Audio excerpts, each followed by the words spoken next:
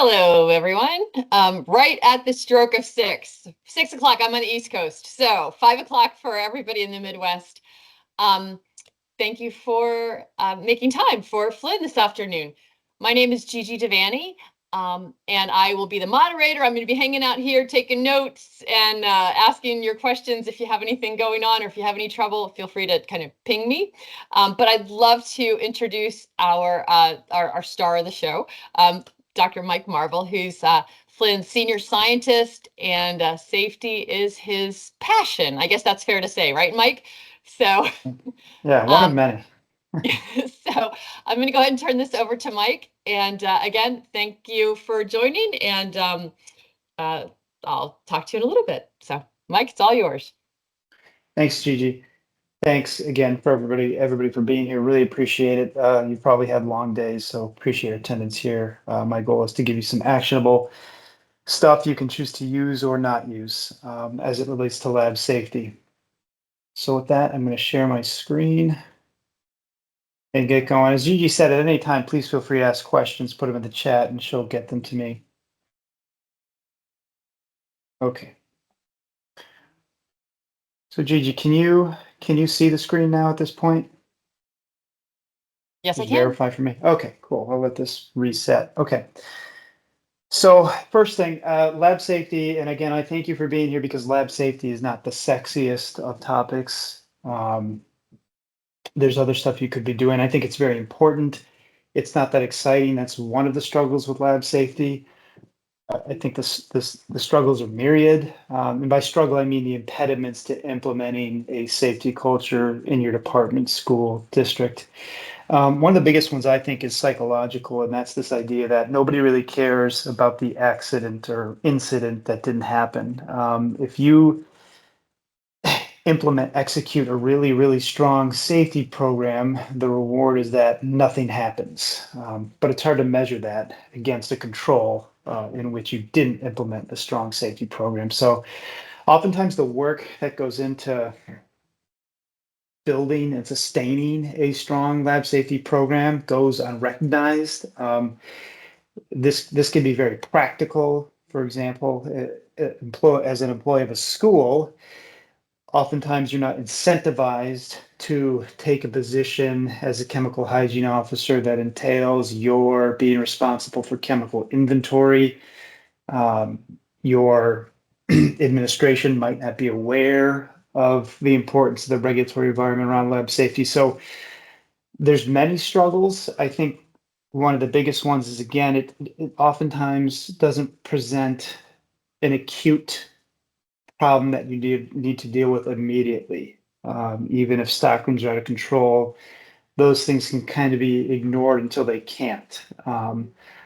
So this is a big struggle for me. It's how to kind of convince people within an organization to do things to prevent things, bad things from happening. Um, Recognizing the reality that they will never know what they have done has prevented that bad thing from happening. So really challenging and kind of the incentive based kind of species that we are. But here's why we should care. So despite all that, why should we care? And the why we should care goes beyond the things I have here. I would say it extends to a moral obligation that I haven't written up here. My assumption is that we probably all have some ethical standards that we can apply to lab safety. But setting that aside, there are there's a laws that we have to follow. The first is the OSHA laboratory standard. Now, this does not apply to students because OSHA does not get in between. OSHA doesn't really, I'll say OSHA doesn't care what happens to students. OSHA cares about employee-employer relationships. In that context, OSHA does say that schools have to have written chemical hygiene plans. They have to provide training to their staff, training to entail chemical hazard handling, PPE use, emergency procedures, and record keeping. Now, what you're probably aware of from teaching for anywhere from 1 to 10 years to being a longtime veteran teacher is the regulatory environment is not always the same as the enforcement environment. So despite the OSHA laboratory standard being something that schools are required to follow, it's not really enforced until something bad happens. Lab safety is typically not proactive, it's more reactive. My goal with this conversation is to help people do, if they're not doing them already, help people do things that are a little bit more proactive. And those things are really easy. And much better than putting yourself in a reactive stance. So I'm putting this here to not only kind of underpin why we should care, right? We want to protect ourselves from liability, but the things that flow from this, in other words, the acts we take to implement a chemical hygiene plan, that's going to form some of the content I disseminate, confer to you as during this talk. So there's the OSHA laboratory standard. We'll talk about that. There's also the duty of care and liability. Now, the duty of care is not something that's written in the OSHA laboratory standard. That is something that has been experientially determined and has been held by civil courts over and over again, going back for many years. And what this essentially says is that teachers have a duty, several duties to their students. The first one being to instruct and warn of foreseeable risks. And the way we do that, what I'll talk about today, is the way we instruct our students of foreseeable risks is by conducting hazard analyses. And so just one example right off the bat, maybe a really obvious one. If you're a chemistry teacher and you're doing a lab, hypothetically an acid-base titration that requires the use of concentrated hydrochloric acid, maybe to dilute or to use directly, if you're going to ask your students to engage with that kind of chemical, that hazard, you would have to instruct and warn them of the risks associated with that chemical. You would have to tell them, be careful, this is a caustic corrosive chemical. If you're going to use it, you have to follow XYZ steps to do that according to best practices. You can't just, and I know this sounds obvious, and it probably is, you can't just turn them loose, right? So that's the first duty, the duty to instruct and warn of foreseeable risks. And the way we become aware of foreseeable risks is by conducting hazard analyses. So one of the big things we'll talk about today is what is a sincere, genuine hazard analysis that is going to be revealing look like? Because I will say, it's statistically unlikely that you or your students will be seriously harmed in a laboratory environment. I want to put that out there. At the same time, you can drive that risk down to zero if you do very, very, very simple things like hazard analyses. Okay, so the duty of care says that. It also says you have to supervise students by enforcing conduct standards and best practices. And I'll give you some examples of what behavior anti-duty of care looks like. And then ensuring a safe learning environment. This is a tougher one. It entails not only avoiding the execution of experiments that aren't supported by the infrastructure. For example, if your curricula calls for the use of inhalation hazards, you can't do those experiments if you don't have fume hoods or supports that allow you to do them safely. So these kind of things, I'll come back to these throughout the talk, and the goal of the talk is to help us kind of align department schools to these kinds of things. And then, of course, again, the moral kind of obligation we probably all feel to our students. We don't want them to get hurt. Okay. Now, more specifically, why should we care? Because I just, understandably, I just put a lot of esoteric information out into the ether. The OSHA CF9, whatever kind of esoteric narrow standard, and then the duty of care. And maybe that was foreign to you before, maybe it wasn't. Even if it wasn't, it's not kind of salient language that we're all familiar with. At least I'm not. So why we should care more practically? Well, again, on the right, I just want to again acknowledge, and I think this is one of the reasons lab safety is difficult, is acknowledge that the risk is very asymmetric, which is to say it is unlikely that you or your students will be seriously harmed. Okay. so the risk is small, okay? At the same time, the reward for doing very, very easy, though sometimes monotonous things to drive that risk to zero can be very large. Okay, so it's asymmetric that you probably won't experience anything, but you can experience some things that will be very bad. And I'll share my own experience with lab safety a little bit later in the talk. Now, even more specifically than that, on the left side of the screen, what you see is a set of 5 Petri dishes. And I just want to transition the talk to, this is an example of what often goes wrong in academic labs at the middle school through high school level, the performance of the experiment that I'm representing here at left. What this is showing you is just mixtures of methanol and alkali metal salts that have been ignited. So we put a little bit of, if you look at the green flame, for example, that is a salt of copper 2 chloride mixed with some methanol in a petri dish and ignited, right? And so that energy is absorbed by electrons. They move into high energy states, then fall back down and emit in the green wavelength. Very common experiment, okay? And very often, not very often, but does go wrong sometimes. And here's what happens with this. So what happens is when people are doing this flame test experiment and those flames start to go out, I'll go back here. Oftentimes the observers, students are clamoring for the teacher to continue the demonstration because it is very dramatic. And that's one of the great things about hands-on science is it's very dramatic. It's captivating, right? It engages students and therefore the efficacy around it can be pretty high, right? If they're engaged, they're going to want to learn and absorb material well. So when students start clamoring, what teachers do is they pour from the bulk bottle methanol on those burning flames and you get what are called flashback fires. And here's an example. This is a little bit of, I have just a tiny bit of toluene in this flask at the top left of your screen. I've swirled it to evaporate.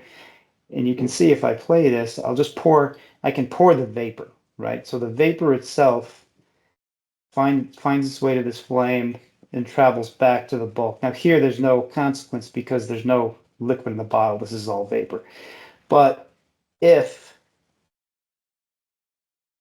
there is bulk methanol in the bottle, you get what we have right here, which is you get observers around the demonstration who are seriously injured. And you can see that the ramifications of this tend to be, physical harm and then also pecuniary harm. In other words, things like job loss and civil suits. And so civil suits like this is where that duty of care has been established. When a student is hurt in the course of a school laboratory investigation, the student has recourse to their parents. The student does not have recourse to OSHA. The student would obviously have recourse to their parents. The parent, and I'm a parent of middle school kids, the first thing I would do is probably get in touch with the teacher. What happened? If I didn't get the satisfaction I wanted, I would go to the principal, and you can imagine the escalatory chain from there.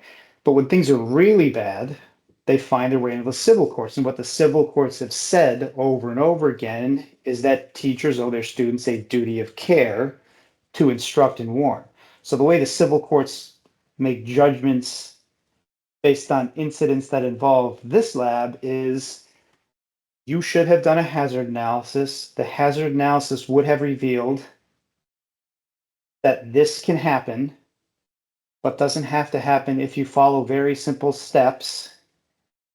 You failed in your duty of care to your students. We are going to hold you liable. You are deemed negligent. Okay. And again, statistically not common, but it does happen. The tools we give you here are meant to drive that down to zero. Okay. Now I bring this example up as we cascade down from OSHA and from the duty of care because it's one of the more common ones. And when I say more common, it's more commonly documented.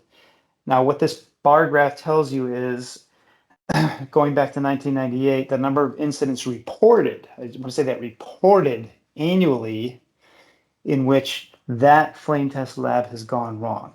Right. And the reason these are reported is because they were so bad that they found their way into the news media. Right. There's probably The thing with lab safety, there is no reporting requirement mandated by OSHA or any other regulatory body, call it. If a student gets hurt in the course of a laboratory investigation, cut with broken glass, minor burn from hot water, whatever it may be, there's no requirement that that be reported to some regulatory body. And so it is difficult, first of all, to get a feel for rate of incidence because there's no clearinghouse for these things. We oftentimes only find out about them when they are so bad that they make their way into the news media. And that's what this example is. But again, like I want to stress that lab safety is really boring, but it's also really easy. Like one of the things I'm going to talk about today is doing a hazard analysis. They take 5 minutes and they can avoid all this. They're a way to make sure this stuff never happens, right? So in that risk asymmetric environment, you can drive the risk down to zero. And here's some of the other impediments, and this is from my experience in reading the literature. So most people, we get a sense that if we've done something a bunch of times with no bad outcome, it's probably safe. But what the lab safety literature will tell you is we shouldn't evaluate our experience with a laboratory protocol myopically.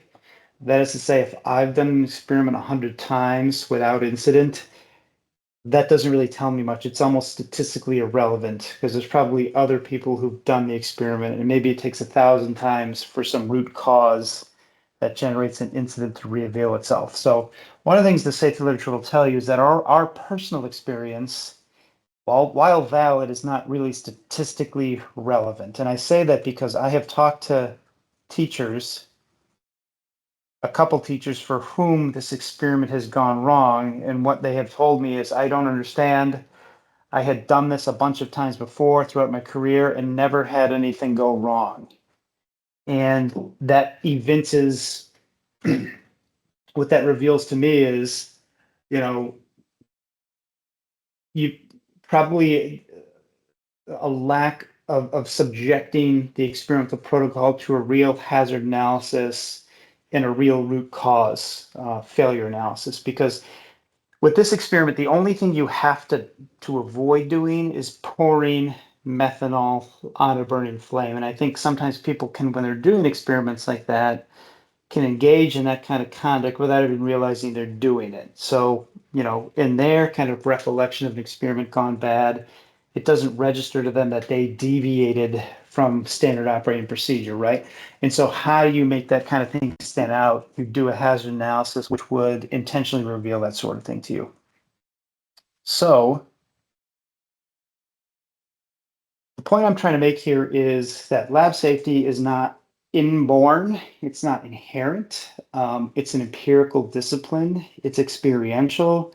You can take Marie Curie as an example of this. We take it for granted now that if we're going to work with the kind of materials she was working with, we have infrastructure in place to protect ourselves against the exposure hazards. But we only know that because of the experience she had before us. So when you're doing lab experiments, particularly new ones, what this tells you is you have to do hazard analyses, okay? And so that's one of the big selling points about this. The first one, we have to abide the laboratory standard. The laboratory standard tells us we have to have a chemical hygiene plan. The duty of care tells us we have to instruct and warn students of foreseeable risks. This is how hazard analysis is how we uphold our duty of care to our students and avoid any kind of chance of negligence attaching to our actions. So here's what we do, really simple. We take advantage of other people's experience by doing a hazard analysis. There's 3 steps to this, and I'll give you a little template for this. We read the chemical label, we read the SDS, and then finally we do research. Now, that final thing, do research, is probably the most important because reading the label and reading the SDS, and I'll show you a couple example lists, don't automatically preclude or reveal to you hazards that are foreseeable. So the label and the SDS are great.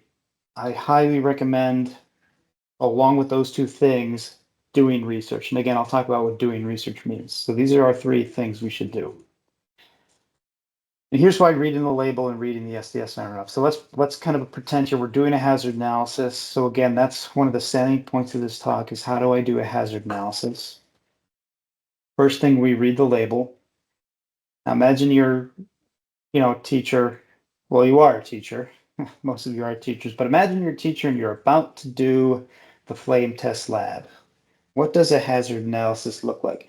The first thing I would do is I would read the label, okay? And either that's on the bottle. If I've poured methanol from a bulk bottle into a smaller bottle, I'm going to read the label on the bulk bottle.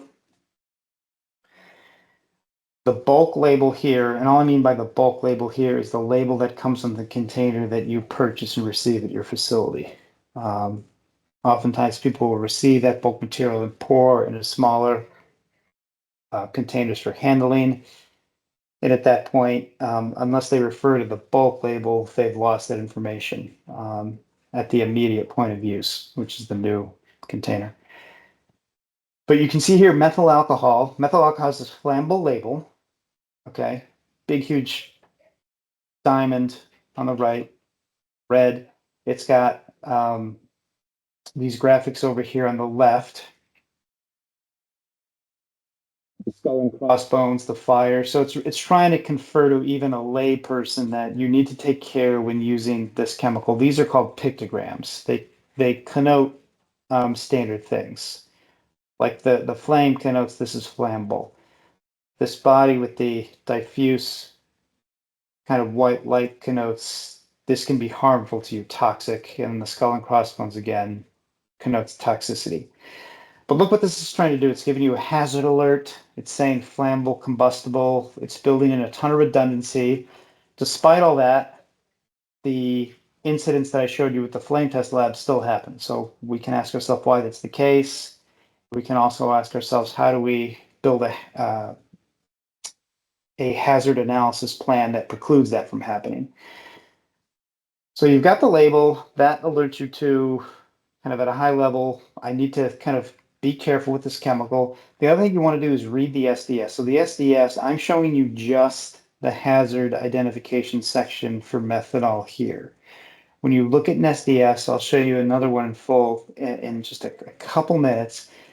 But the section 2 here gives you all the hazard information. Okay. The signal word danger, there's only a couple signal words. There's warning and danger. Danger is a higher level. So again, if you see signal word danger versus warning, danger is trying to connote the higher hazard. If a chemical is non-hazardous, you will see this chemical is considered non-hazardous according to GHS classifications. And that would tell you that you can handle this chemical without PPE and without fear for your safety. They're not exposure hazards. Unless you were to, for example, drink just gallons and gallons of water acutely. Because there is, the dose makes the poison, but we're talking practically here. So for the SDS, what you want to look at is the hazard identification section. This will tell you with parenthetical references like category 2, category 3, more specifically about the hazards. It'll also give you what are called P statements. And some of these will be obvious to you. If this is a flammable liquid, we shouldn't smoke around it. The P statement is called a precautionary statement.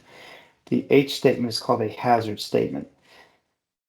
So the P statement here is telling you keep away from heat sparks. The thing to point out here, in the parenthetical, you can see that we're saying this is category 2. The categories go from essentially 1 to 5. The lower the value of the integer, the more serious the hazard. So category 2 is more serious than category 3. Category 1 is most serious. So if I saw flammable liquids category 1, I would say, oh wow, that they're serious about that. That is very flammable. And same thing with toxicity, right? If I was handling a chemical and worried about exposure and saw category 1, my level of awareness would ratchet up if I was dealing with a category 1 acute toxicity, oral or inhalation hazard. Point I'm trying to make here is all this information is in the label in SDS, and yet still people have terrible outcomes when doing the flame test lab, which really the only chemicals it involves are methanol and ionic salts. And the ionic salts and the methanol don't react in any unexpected way. The methanol is really just a vehicle of the fuel there. And so really we're concerned with methanol. Now, the third thing we have to do, and let me jump ahead here. This is why we have to do what's called research. And I'll say do research. And doing research can be as simple as typing into Google the name of the lab you're doing. Now, this is my commercial pitch before I go any further. If you buy the lab from Flinn, you don't have to worry about the research. We've done it for you. We put all that safety stuff in a section like you see here. So if you were to get, again, to be very mercenary, part of the service we provide at Flinn is we kind of do that hazard analysis for you and put it in the lab write-up. As part of our safety precautions, we tell you under no circumstances should you ever pour methanol on a burning flame, because that is the failure point in this kind of experiment, right? Whereas if you were to get a procedure for this off of ChatGPT or Gemini, I can't remember when I pulled this exactly, but notice this procedure is telling you what you should do to carry out the experiment. It's telling you the steps you can follow in a pro forma way. But what concerns me is it doesn't tell you what not to do. And it's oftentimes knowing explicitly what not to do that is ultimately tied to understanding the foreseeable risk. Like this, nowhere does this procedure tell you. It says extinguish the flames with petri dish covers or with beakers. So maybe the idea that you shouldn't pour methanol on a burning flame is implicit. But all of my experience with lab safety tells me we're not going far enough here, right? It's got to tell me what not to do. So what a well-written procedure as it relates to safety would do here is tell me in a safety note, what often happens with these experiments when they go wrong is the presenter pours methanol on the burning flame. The flame flashes back to the bulk bottle ignites, people get injured. So that's what the research does. So if you typed, for example, flame test lab into Google, you would find a bunch of news sources that tell you this has gone wrong, and that would give you pause and you would do more investigation, right? And see credible sources that tell you exactly how to do the experiment. Because notice that information is not going to be in the SDS. That information is not going to be in the label. The label and the SDS are really good about talking to you about the hazards of the chemical in isolation. They don't do a great job about telling you how those chemicals interact with your procedure or other materials. They try, but they don't do a great job. Like the SDS tries in a section, it tries to talk to you about, I say try because I think people often overlook that information. So the hazard analysis, we do those three things. Label, I look at the label in the SDSs, those put me on kind of an alert level. Like if the label of the chemical I'm using says this chemical is non-hazardous, then I kind of relax, right? If the SDS says the same thing, I relax. But then I also want to understand when I start to combine that chemical with other things, are there things that can happen, right? And that's where that research helps me. And that can be talking to a colleague who's done the experiment. It can be trusting the source of your experiment, and it can be just Google. I mean, the beautiful thing about Google is it gives us access to a vast information set. Now you have to verify it, right? We can't automatically take everything as credible, but it just gives us that, okay, I need to slow down and do more work here. So this is what the hazard analysis template that I use looks like. And I really recommend doing this for any new experiment you're going to do. It takes 5 minutes. So you have the material name, and these are, I'll point out the big things that the label and the SDS won't reveal. You have to focus specifically on the procedure you're going to use the material in. So if I were doing this hazard analysis for methanol, I would say flame test, hazards flammable. And then the SDS will tell me what kind of PPE are required. Now remember, going back to the first slide I showed you, OSHA standard requires that you have a chemical hygiene plan. The chemical hygiene plan, amongst other things, dictates the standard operating procedures and the criteria you use to determine whether you're going to wear PPE with your students during a lab.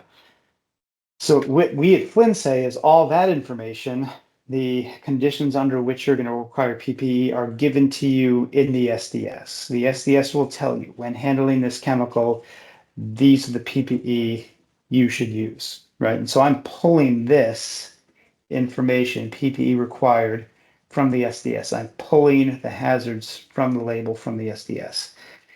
And then the source of procedure for me, this is a mental device, right? It makes me stop and think about, do I trust where I'm getting this from, right? Source of procedure, AI. Okay, well, should I do more beyond that? Okay. Engineering controls relate to fume hood student behaviors to enforce, and I'm embarrassed to say that I've misspelled behaviors. I'm gonna have to change that. But here, what I would say is this can extend to things interestingly, or in a macabre kind of way. What you'll see when in situations when the flame test demo goes wrong is that it goes really wrong. So in addition to people unknowingly causing fires by pouring methanol or burning flame, they also have the students right on top of the demonstration without wearing safety goggles. So the engineering controls extended behaviors to enforce, but then the safe handling practices, again, this is going to be where you put, okay, exactly what not to do, right? Never pour methanol or burning flame. So this is a device, a tool. It's a really low tech one, but it's just trying to force you through that decision tree that leads you to, oh, this is what I can't do.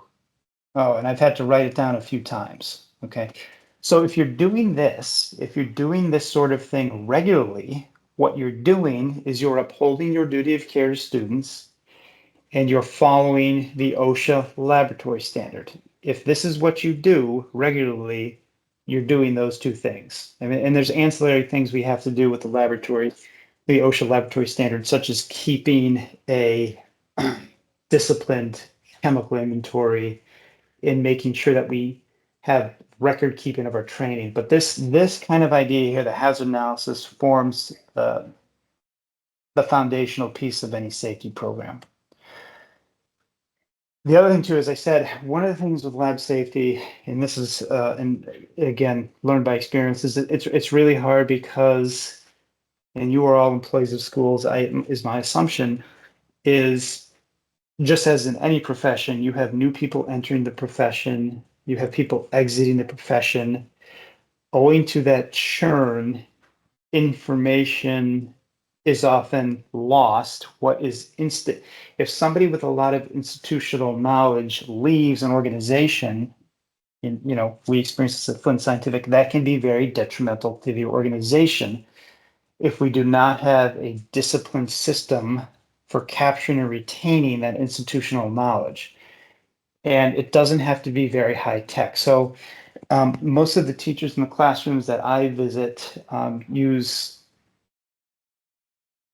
LMSs like Google Classroom and Canvas. So in the laboratory that we maintain at Flint Scientific that falls within my purview, I require that everybody at my team do this kind of hazard analysis, and then we store them. We're not a Google organization, we're a Microsoft organization, so we store them in a folder on Microsoft Teams. And one of our SOPs is anytime you do a laboratory experiment, you check that. If there's not a hazard analysis in there, you do one and put it in there. And that's our way of retaining institutional knowledge. Whenever anybody comes in the organization, we train them in lab safety. And it's not an acute thing. It is acute at the beginning, but then we're persistent. We make them aware of that resource. And we tell them, anytime you do something, you have to follow this procedure.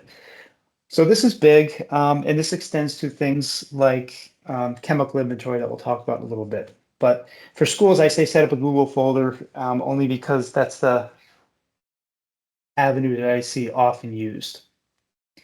And the nice thing about Google is it's easy to share out the link. One of the things I run into when I go to schools is, and I'll ask people, who is responsible for your chemical inventory? Who is responsible for your chemical hygiene plan? Do you know where it is?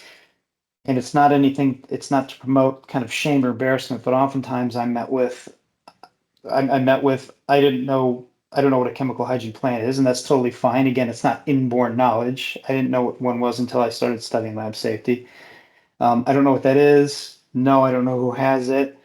I don't know if we have one, all that stuff. So we want to centralize all this stuff and make it part of our training program for new people who come into the organization. Now, because hazard analyses are so important, I want to share with you kind of my story. I started this off by saying lab safety is difficult because nobody cares about the bomb that didn't go off. Let me share another example about that. And by way of doing that, I'll talk to you about a hazard analysis. So here's another hazard analysis example. Let's say, imagine now you are I want you to really imagine this. Imagine you're 18 years old. You have just finished your first year of chemistry as an undergraduate. You're very green under the gills. You took general chemistry as a freshman. You're above average competence, but you're not trained yet, right? And then, and I'll preface this by saying I'm describing myself. So I took a year of freshman chemistry, and then I stayed at the school over the summer to do research. This will stop me from speaking in goofy hypotheticals. I stayed on as an undergraduate research assistant over the summer. So I was in the lab of a full-time faculty member, a tenured professor who, very well published in the world of chemistry, people knew who he was. So very bright guy, but didn't know anything about lab safety. Had never heard of a hazard analysis. And I retrospectively, I know that because he was asking me to make these chemicals that you see here without telling me to do any kind of hazard analysis. So one day I came in the lab and he said, Mike, I want you to make this chemical in purple, TBAMNO4, tetrabutyl ammonium permanganate. Sorry, he wanted me to make tetramethyl ammonium permanganate, TMA. I had made this a bunch of times. So I thought to myself, well, tetramethyl is equally easy to make. I'm just going to find a salt of the tetramethyl ammonium halide. So I bought that from Aldrich. You can buy it. It's just a bottle, super easy to get, cheap. Bought a bottle of that chemical. All you have to do is mix this chemical with potassium permanganate. So you form aqueous solutions, mix of these, and you have, by a double replacement reaction, the chemical you want. And so that's what I did, right? Didn't know what hazard analysis was, dried it under vacuum. I remember vividly, I put it on a vacuum filter and went to dry it, went to lunch in the dining hall, came back. And then this is what happened. So this is what you see at right. I went to scrape it out of the Buchner funnel, and the whole thing just detonated. Okay. Now, I'm going to jump ahead here. What was so galling about this retrospectively is there was publicly available information that had I been trained to do a hazard analysis, would have told us we shouldn't have been making those chemicals. And I'm highlighting that here. There have been a number of instances of violent decomposition, right? So I'm kind of the exception to this idea that nothing bad will happen. Statistically unlikely, yes, they are statistically unlikely, but they can happen. We can make sure they don't happen by doing hazard analyses. So, like, had I done a hazard analysis here, let's say I was trained to do one, I would read the SDS. And I want to come back to this and point out that SDS is not enough because this is one of the chemicals I was using, potassium permanganate. Notice that hazard class is oxidizing solids. Okay. Now, keep that in your head. This chemical, potassium permanganate, is an oxidizing solid. We are combining it with this chemical, tetrabutyl ammonium bromide. Notice I bought it from Sigma because Flinn doesn't sell this. Section 10, stability and reactivity, says possibility of hazardous reactions with strong oxidizing agents. So if you do hazard analysis, maybe reading those two SDS together, kind of you have a cathartic, oh, wait a second, I shouldn't combine those two things. Oftentimes people don't do that though. They don't make the connection. Okay, it's not visceral enough. And so that's where doing research really reveals the unforeseen. Okay, and so again, you could go and Google right now tetramethylammonium permanganate, and you'll find stuff like this up there, that these things are explosive. And then you wouldn't do them. So going through this kind of hazard analysis will reveal this stuff. And I'm just, this is a little bit tongue in cheek. This is after the fact. I'm not going to make these again, nor will you ever make these. It's not something. Engineering control, don't make it, right? The literature has revealed to us you're out of your depth. Okay. So again, the duty of care to our students requires that we warn them, instruct and warn them of foreseeable risks. The only way we become aware of foreseeable risks is by doing hazard analyses. We weren't like Marie Curie. We were not born with this inherent knowledge. So we have to do these sorts of things. Okay. And so I talked about this. We owe our students a duty of care.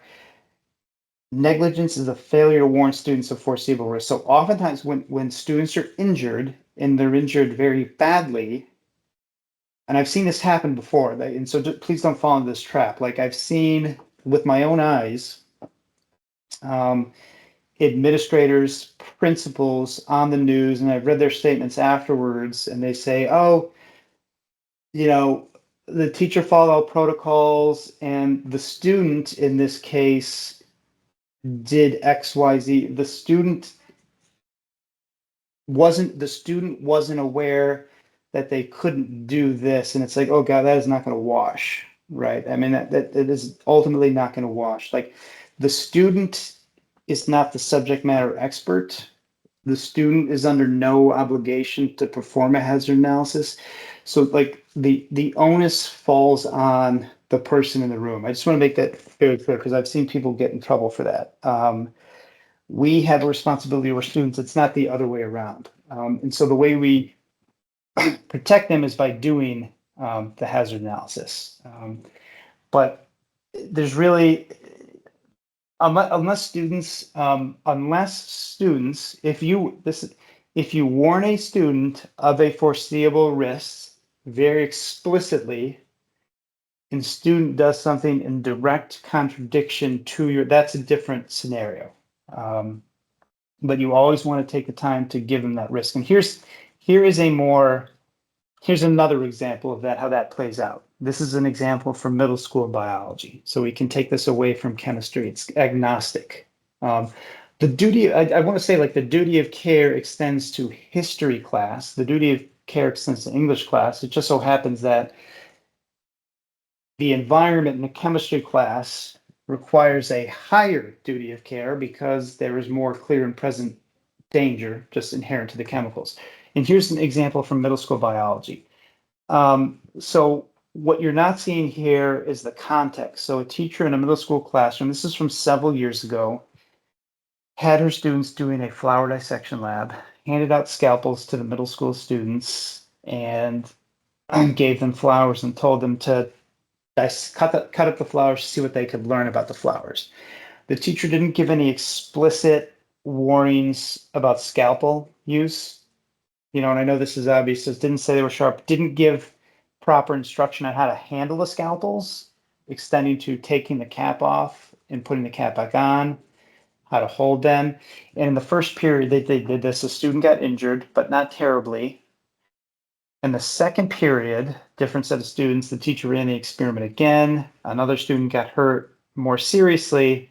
And ultimately, what the court said was that the risk was foreseeable, particularly because the teacher just had a class where the thing that went wrong in period 2 went wrong. So the teacher should have foreseen this, right? So it's, again, little things like making your students really aware of foreseeable risks, even when we think they should be, we have to take those steps. And again, this is probably stuff we do already. Okay, now getting away from that, I'm just going to go back briefly here. So we talked about the duty of care. We have two things. We have the duty of care. Okay, in order to uphold that, we have to do hazard analyses because those hazard analyses will let us instruct and warn, and they'll help us ensure a safe learning environment. The way we ensure a safe learning environment is, for example, not doing labs in environments where the infrastructure doesn't support their safe execution. So if we're trying to use a chemical, or if our curriculum requires a chemical that's an inhalation hazard, but we don't have fume hoods, we can't do it. If we're asked to do a lab where we're using a contact hazard, strong acid, but we don't have gloves because they're not in the budget, we can't do the lab, regardless of what other factors are in play. So that's the duty of care. The chemical hygiene plan, this is a requirement of OSHA. again, it's not enforced until something bad goes wrong in a school. I mean, it can be enforced, but it's not often enforced. If you as employees of school districts do have recourse to OSHA. So what I'll say is, if your employer was saying you have to do these labs, okay, that require you to use hazardous materials, but we're not going to, and I'm being hyperbolic here, we're not going to give you PPE, then you would have recourse to OSHA. They can get involved in that. They don't care about students because they're not part of an employee-employer relationship. But the chemical hygiene plan, your school should have one. The OSHA standard requires that a chemical hygiene officer be appointed. A lot of schools don't know that. In the absence of an appointed chemical hygiene officer, the responsibility defaults to the principal and the superintendent. And they're often unaware of that until something bad happens. Okay. So this Mike, responsibility, yeah, we did have a question about that earlier, about if you don't sure. have a chemical hygiene officer, is that the teacher? Who picks it up? So you Well, clarified that. the principal, yeah. Yeah. Yep. And again, that's one of the difficulties of lab safety is there are schools with appointed chemical hygiene officers that have a budget to support that ancillary responsibility, but oftentimes it's not financially supported, sometimes because they don't know they have it. But again, in the absence of all that stuff, the duty falls to the principal. And oftentimes they're unaware. I think people generally want to comply, but they're unaware what they have to comply to. So the chemical hygiene plan, again, it's not a terribly difficult kind of document or set of standards. It's really just a document that everybody in the school is aware of that tells you, and you may not be able to see it on the right side of the page, standard operating procedures around PPE, okay, housekeeping rules, which is how do we store chemicals, spill and accident procedures. So this is Flinn Scientific's chemical hygiene plan. We give it away to schools. Schools can take it and use it as is or adapt it to their environment. But what it does is it lays out, it's about 20 pages and details the SOPs that the laboratory standard calls for. So it will, for example, in personal hygiene guidelines, it will say, or sorry, protective clothing requirements. Your chemical hygiene plan may say, we as a school are going to require our students and staff to wear pants anytime a laboratory investigation that uses contact hazards is performed.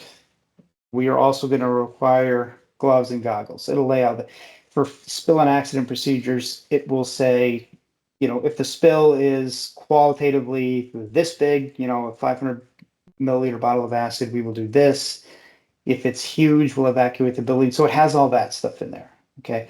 What I would recommend is you can send us an email and we can send you the Word document version that we have of this, and you can use it to suit your needs. But it's got all that stuff. And again, when people come into the organization, you can tell them where it is, have them read it. A big part of this is also training, right? How often do we train our employees, and what does that training look like? So this is something we freely give away. And then what it will do is, again, it will put in criteria and best practices for use of goggles. For example, things like when do you wear chemical splash goggles? When do you wear safety goggles? Why? Here's some other information, and we'll send you this deck out afterwards that can help with students. I'm trying to show here the S and the I. So the chemical hygiene plan will delineate all this. It'll also tell you in what situations you should wear gloves and goggles, and what types. For example, you have a choice between nitrile and latex. Nitrile are best when it comes to permeability. They're also more expensive. Latex are good in most cases. Some students have to be allergic to them. Okay. And latex aren't as good against some organics as nitrile are. So if you're working with, if you have an organic chemistry program at your school or it's part of your AP program, with those kinds of chemicals, I would prefer nitrile. Anything you're going to run into in a general chemistry classroom, latex is okay. Nitrile is just better, and you're going to pay more for it. So this will also, so all of these things we're giving you as part of this deck are part of that chemical hygiene plan, like the requirements around safety showers and eye washes. Okay, that's all here. I'm not going to recapitulate it. I want to leave you with a couple more things about inventory. One of the biggest issues we run into, and this is part of the chemical hygiene plan, is you have to have an inventory of your chemicals. And if you don't have expensive software, again, put the emphasis on shareability and availability. And so what I'm demonstrating here is just set up a Google Sheet where you have several columns with chemical name, purchase, disposal code, and hazards. Now, if you have a stockroom that's gotten out of hand, you can take inventory of that by simply kind of picking up every chemical and recording the information related to that chemical in a sheet like this. So it will reveal any duplicativeness you have in your inventory. Maybe you've built up a stock of sodium chloride that you don't need. It'll reveal chemicals that have, it'll reveal chemicals with disposal codes like 26A that okay, well, if I have too much of this, I can just throw it away. Whereas if I have too much toluene, disposal code 18B tells me I need to treat it. Okay. So the first thing you can do if you're trying to clean out your stockroom is take an inventory. Once you take that inventory, you can decide what you want to get rid of and retain. Things with disposal codes 26A and B, you can throw in the regular trash. These other disposal codes you can treat on site or you can contract out to a licensed waste provider. You ultimately want to go from something like this, sorry, to, and I've taken these photos at real kind of schools. It's not terribly uncommon, again, because schools have been in existence for a long time, only to churn in the employee base. You have new people coming in, people just lose track of their inventories. And this is what happens. You want to get it to something like this, where everything's organized by compatibility. We're storing inorganics with inorganics, organics with organics, and that's what the inventory does. Again, this would be part of your chemical hygiene plan. And I'm going to jump ahead, and I want to leave you with a few resources. Student safety contract. This is another way you can protect yourself against liability claims. Do this at the beginning of the year. Have the students sign it. If you're at the middle school level, have parents sign it. Go to our website, get safety training notes. This is probably my favorite resource that we offer, these safety notes. We have them across all topics, labels, flammable liquids, you name it. We have a safety note on it. They're 2 to 3 pages. I have a folder on my computer with all of these that I refer to often. They're primarily primary research documents that distill complex topics down to 2 to 3 pages. They're a great resource. We have our disposal methods in our catalog. We have our funny, cute posters, and then we have our safety courses. So I'm hitting you with a lot of stuff. We have a lot of resources on our website to help you uphold that duty of care, to help you get a chemical hygiene plan enacted. You also have us as a resource. Please feel free to reach out. This is what our safety course looks like. It's modular. And then finally, GGS, I share this with you. This is where we're going to be in the coming months at conferences. And I'll leave this up here while I give you time to think about questions if you have them. And thank you again for your attendance. Awesome. Mike, we do have a few questions. Yeah. So one is going back to the chemical hygiene officer. Someone said they thought this responsibility fell on the person responsible for facilities, and that person generally does maybe, interacts with the fire department locally or those kind of things, but you corrected them. It's not the facilities person. You can appoint Generally. you can appoint that person for sure, the facilities person. What oftentimes, like in the civil court, the responsibility, from what I've seen, defaults to the principal, the superintendent. But yes, in many cases, the facility person is appointed the hygiene officer. But oftentimes, anytime I've seen it, when something happens, there's no appointed chemical hygiene officer. the responsibility defaults to the principal, and they're the ones who have to do the information gathering, the interfacing with the external organizations, as opposed to that defaulting to the facilities people. Great. Another question, Trina, who is one of our teacher attendees, she was uh, kind enough to share that if you are in a Google school, you can create a shared drive that will stay if people leave the system. So it will live on after the people that started it left. So if there is information that you want to have some longevity there, you can certainly use Google Drive for that, or shared drive. I don't know if you're in a different, a different type of school, or you don't have that, if that's, if there's another kind of parallel option for that. But for those of you who are in a Google school, you know that. And then we have a pretty complex one. So let me read this question, and this is from Rebecca. Is there anything, and this is think physics here, about radioactive material unlabeled? I found a 1950s lab in the corner of a stockroom. Right. None of us have ever walked into a school and seen everything old like that, Right. right? So there were Geiger counters, Right. they closed the school for the day, the hazmat team, the material wasn't removed because they considered the No. hazard low. But Right. what do you do with it? How do you get rid of it? You're not needing it anymore. It's clearly, the technology is outdated, although the materials are not, or are still Yes. active. So So what would I do? So I guess I assume that the external body said it wasn't harmful because the half-life, whatever, I would get rid of it, right? And in that case, it would be a licensed hazardous waste disposal. It would be something like you can't treat on site, or you can't throw away. Your alternative option is to give it to a hazardous waste disposal company. Or one of the things we do recommend sometimes that works is there a local university who might find a use for it, right? That you can give it away to. yeah, Or yeah, I mean, that's a tough one, right? Or the alternative is you just keep it there for another 100 years, and that's what happens. But the reality, no, I mean, and there's unfortunately there's a cost with disposing of these things, and that's another hurdle, right? Is it yeah, costs money? But it would yeah, be give it even despite the even if you're told it's kind of low radioactivity, you're not going to use it. It's best to get rid of it, and you kind of contract that out. right. So another one of our participants said, in response to that, just had our stockroom cleaned out. It cost about $5,000. Yeah, So it's not an inexpensive adventure that you're on here to do that. So yeah. That's why people don't do it. yeah. And then we have another question. In Is a combined classroom slash lab space different? Could that be treated differently than a dedicated lab?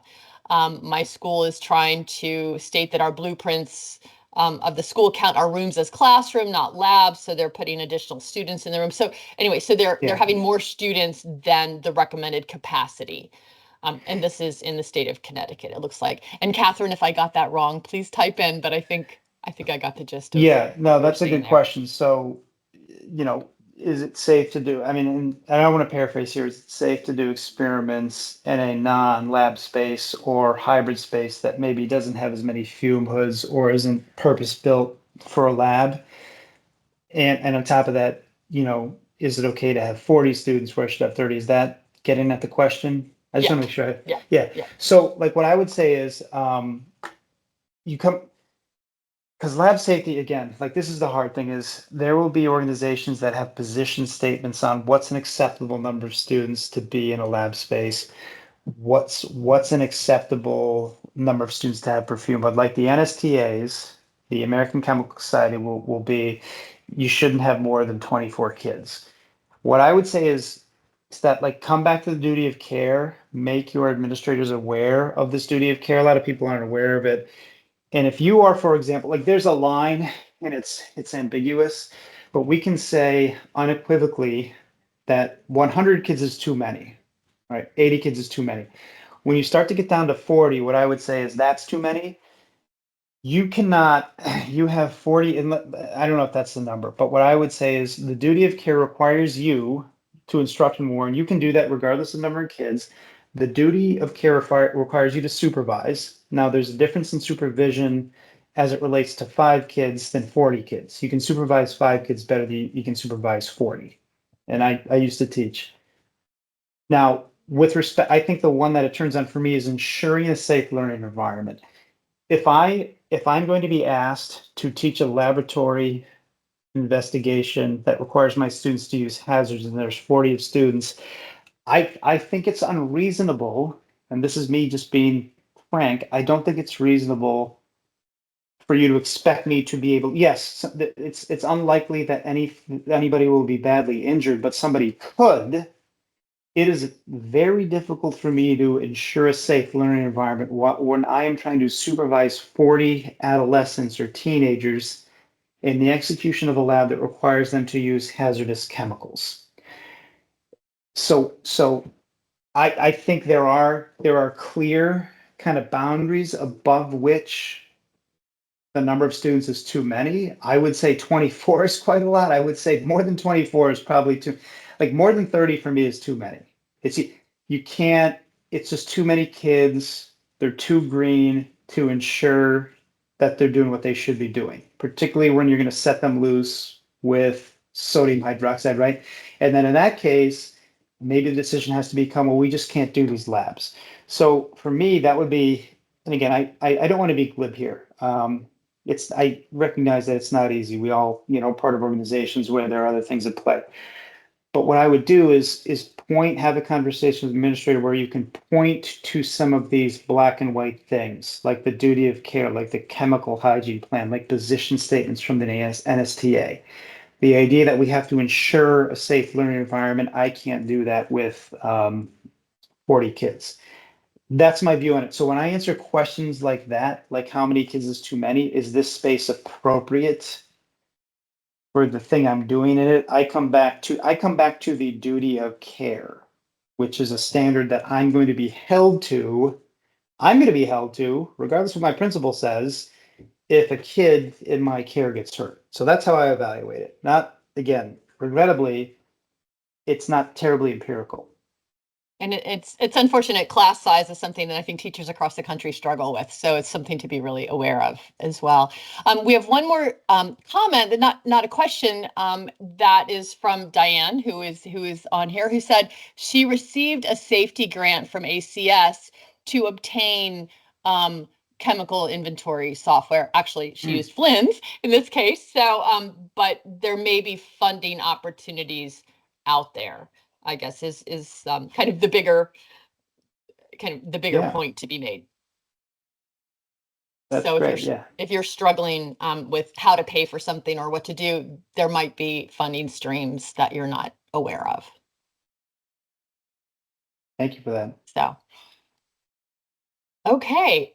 Any other questions? It seems like there's been a good group here. I'm getting lots of really great thank yous for this, and some poor person's family was subjected to this because their earbuds failed, but they loved it, so that's great. So instead of instead of something else, they got a session on lab safety. So we will be sending out the recording of the webinar. I'll also attach some of these handouts that Mike has mentioned. We'll get that out to you as well. Give me a couple days for that. We edit it and clean it up a little bit so the file is easy to send. Expect that in your email a little bit. And I think unless there are other questions, you're welcome to reach out to us anytime. Of course, Mike's reachable online, and so am I. So we appreciate everybody. One more question. Let's see. There was a mice issue. Mike, think rodents here, okay? Yeah. I guess mice in the chemical storage area or mice in the supply closet. Do we need to throw them out? What do we do with that? My gut says hazmat is available for a significant mice infestation, but I'm going to let the professional answer that question.